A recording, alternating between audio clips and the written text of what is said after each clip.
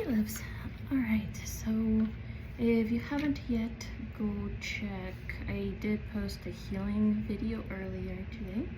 So if you feel so inclined, I would encourage you to go check it out. And I would love your feedback. So if you could, after watching it, give me some feedback on it, that would be fabulous. And for now, we are just going to go ahead and start with our reading. Why I try to always keep it to 1 to 2 cards, I do not know, because clearly we we could never seem to keep to that. But it's an important message. It's again slightly recurring from another angle, I feel like. And she's saying, well, get used to recurring through Mercury retrograde. This is what she just said. So fair enough. We are nearing the end of it. Actually, we're about to go direct.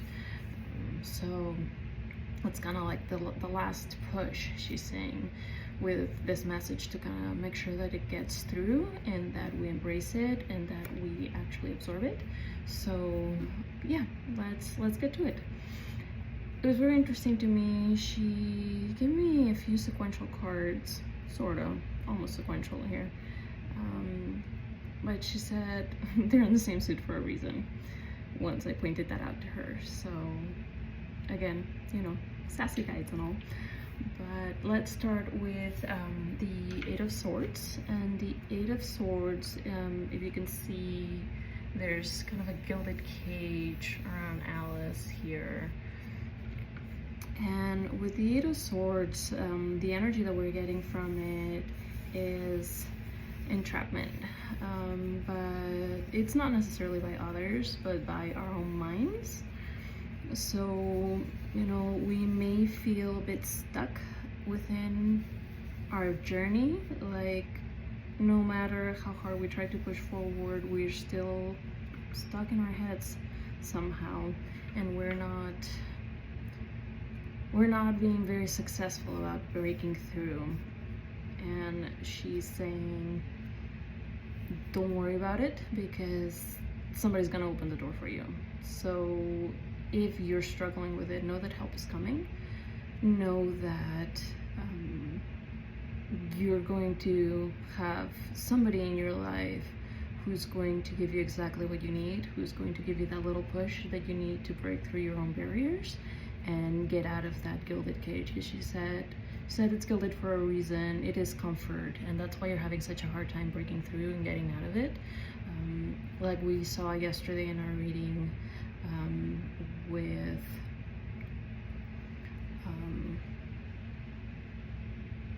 goodness, the name of the card escapes me right now, but I think if you watched it, you know what I'm referring to, that we were holding on too tight, and that comfort can be deceptively alluring, and it may cause us to really get stuck, because, you know, it's better to, like we say back home, it's better mad person known, but wise person unknown, or yet to be met. Meaning that, you know, we're comfortable with what we know, even if it's not the best for us. It's what that means. So she's saying, don't worry, you're going to be able to break out of it. You're going to be able to unshackle yourself from that supposed comfort. It may seem comfortable now, but it's just because it's what you know. It doesn't mean that it's comfortable really, or even good for you. But she's saying somebody's coming along and they're gonna give you that gentle push that you need. Nothing harsh. You know, if you're anything like me, anything too strong, coming at you too strong, will cause the opposite reaction, and that's not what's happening here. It's gonna be somebody that's just gonna knows you and loves you, and it's gonna gently push you out of that mental block. So that's what's coming. And she's saying, and once that happens, we are faced with the Ten of Swords. And the Ten of Swords, a lot of times it's read as betrayal or backstabbing. As you can see, there's a kingly figure here with 10 swords stuck on his back. But what she's saying is, look at it more as, yes, there's been betrayal, there's been deception, but you're coming to the end of that journey, and that's getting out of that journey and coming to that end and closing that chapter is directly related to you leaving that comfort zone. As she said, it's not necessarily a good thing, and clearly it wasn't. It's not a situation that is good for you in any way, shape, or form. It's just what you know. That doesn't mean that it's good. It doesn't mean that it's helpful or what you need in your life. So that end is coming. Know that it may be a bit of a painful end. Things will come to light that may surprise you in not such a positive way as, you know, maybe people that you thought you knew, people that you thought you could rely on, not so much. But know that at the end of the day, the ones that you truly can trust and you can lean on, subconsciously you already know.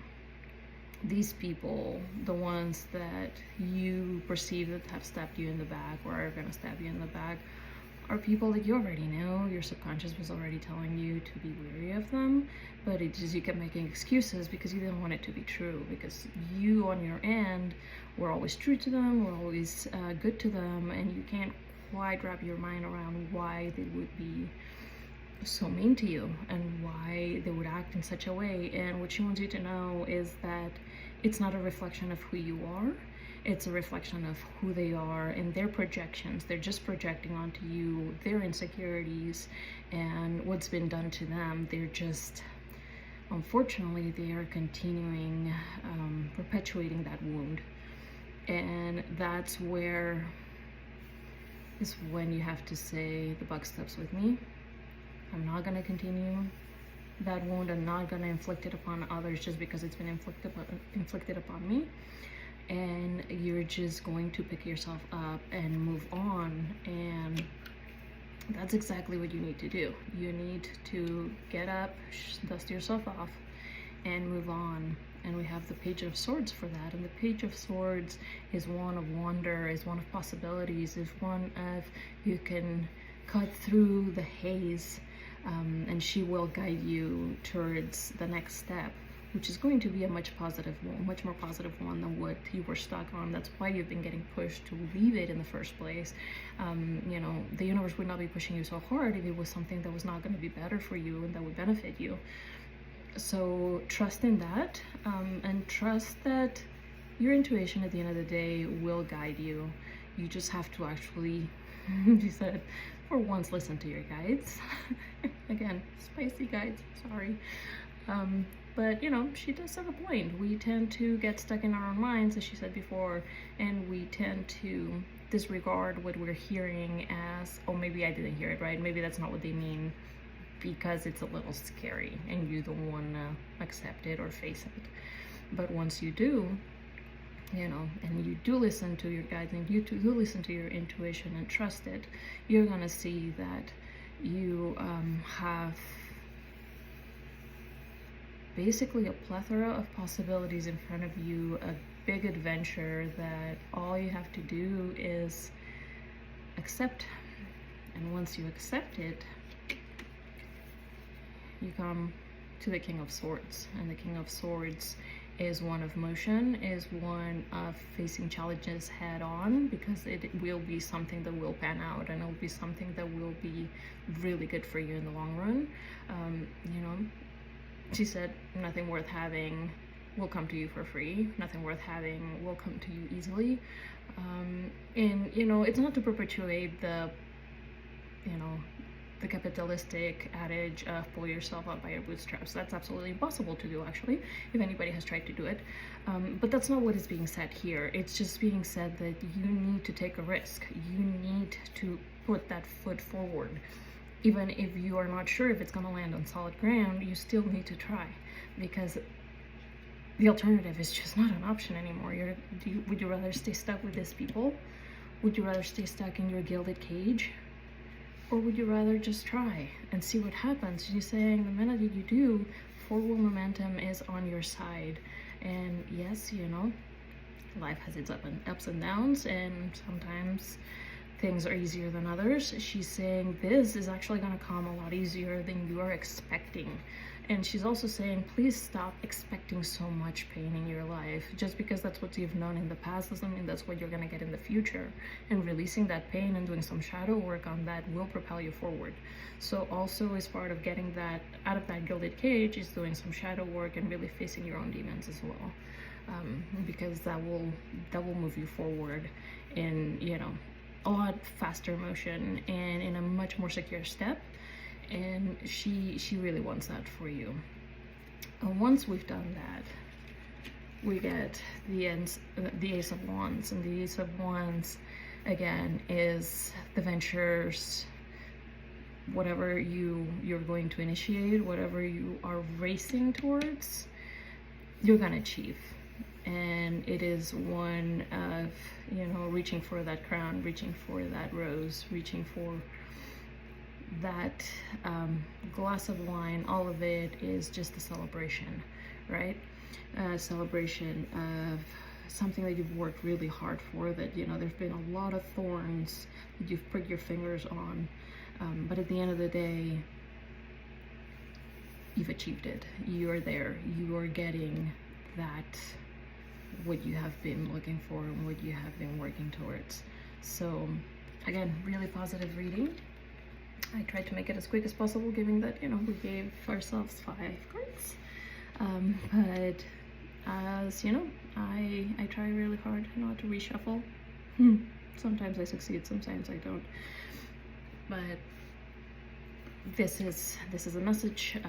So hold on tight. We are at the end of Mercury retrograde, which is usually the hardest because it's the biggest push to really make us face past situation and past hurts and wounds that we haven't healed yet, and it's trying to make us see whether or not we have outgrown that or we have healed from it.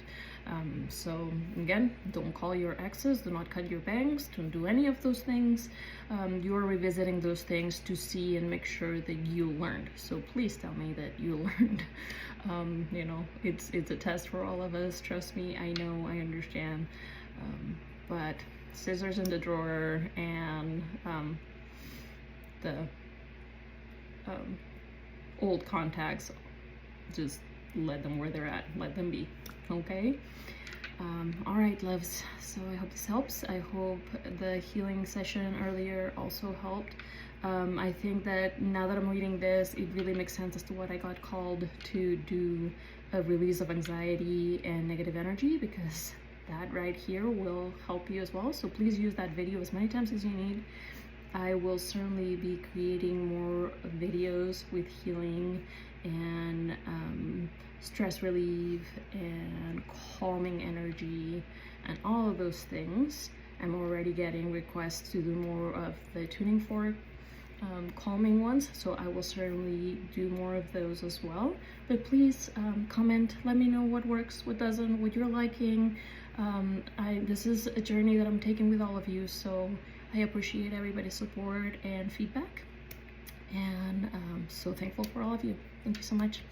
Have a wonderful, wonderful Saturday. Much love.